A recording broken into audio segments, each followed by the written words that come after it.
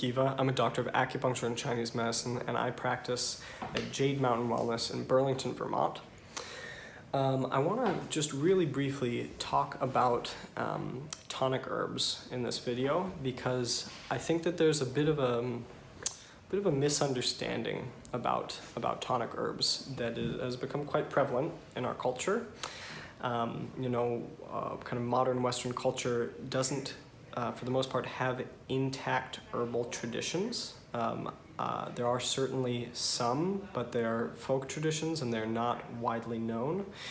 And because of this, when many of us engage with herbal medicine without any training or context or lineage, we don't really understand the complexity of it and the principles that are necessary to grasp in order to treat ourselves correctly.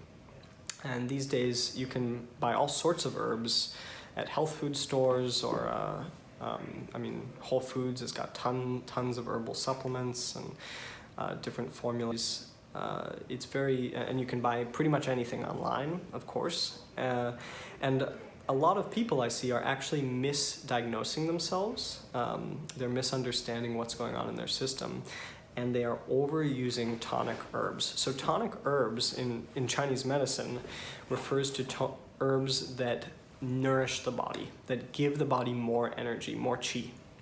And there are different types of tonics. There are tonics that nourish qi, that nourish yin, that nourish blood, that nourish yang. Most of the really popular herbs I see out there are qi tonics, though some of them are yang tonics as well. Yin and blood tonics are less popular right now. And this includes these, so qi and yang tonics often are called adaptogens. That word has become very, very popular, adaptogen, and really what adaptogen means is helping the body to adapt to stress, which itself is an interesting concept because from a Chinese medicine perspective, adapting is essential. That is an essential principle for how we practice. In fact, really at the deepest level, all illness is understood to be a lack of ability of our body and our mind to adapt to the changes of our lives. And yet the way that adaptogens are being used and talked about is lacking in integrity, I think, in some ways, because often they're being used just to adapt to the stress of our life, just to kind of get us through, to push on through, because they are qi tonics. They do give us more energy. But what that means is that we're not actually necessarily stopping and saying, hey, wait a minute, maybe something actually has to change in my life. Maybe I have to change my life so that I'm not in a constant state of stress all the time.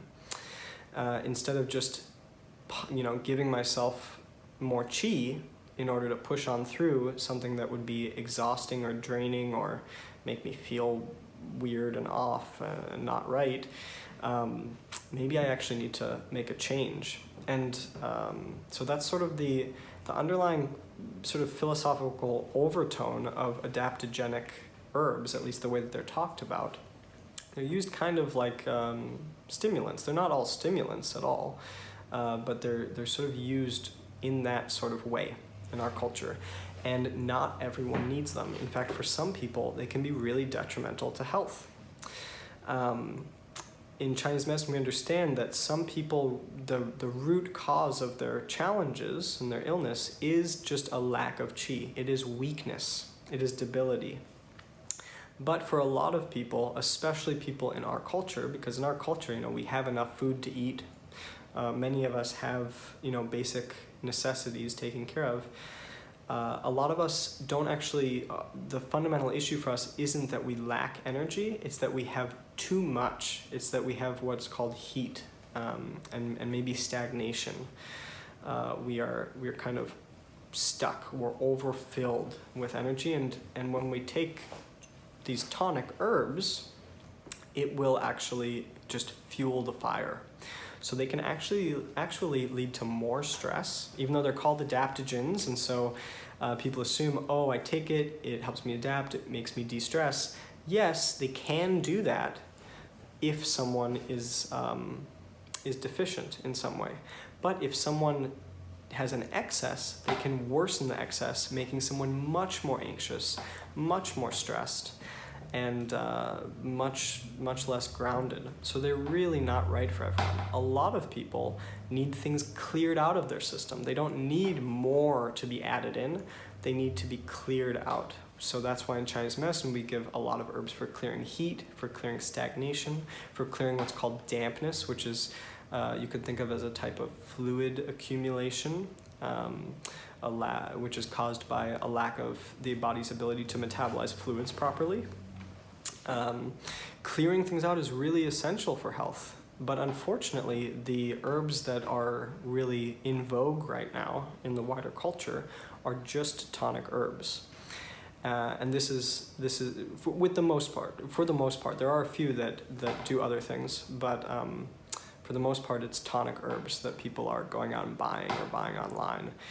And there are huge limitations to this. And from my perspective, it's not even really so responsible for these things to be they're being handed out all the time, kind of like candy, and even by healthcare professionals sometimes who lack training in a complete herbal system. And so, you know, it's not as though they have any ill intent. Healthcare providers, by and large, are good people who are trying to help, but there is often a lack of understanding of this principle, and because of that, people are just being given tonics all the time, and this is not necessarily helpful. So if you are engaging with herbal medicine, I would really encourage you to do some research, look up what these herbs do from a Chinese medicine perspective. The thing you should understand about that, if you do it, is that Chinese medicine doesn't classify substances in the way that modern biomedicine does. And so the way we classify substances is less about the symptoms that they treat and more about the underlying dynamic that they create in the body, which then can affect various different symptoms. So it's not as though, it's not so easy, unfortunately, for those who aren't trained in Chinese medicine to be able to discern these things all the time, which is a reason that if you really feel like herbal medicine is important for you, and it is very important for many people, and I certainly don't mean to suggest that people shouldn't be experimenting with herbs and trying them out. It's a wonderful thing to do, and a certain level of experimentation is just part of the healing process sometimes. There's nothing wrong with that. But it is important to be educated and know that these are strong medicines, and they can have profound impact on the body.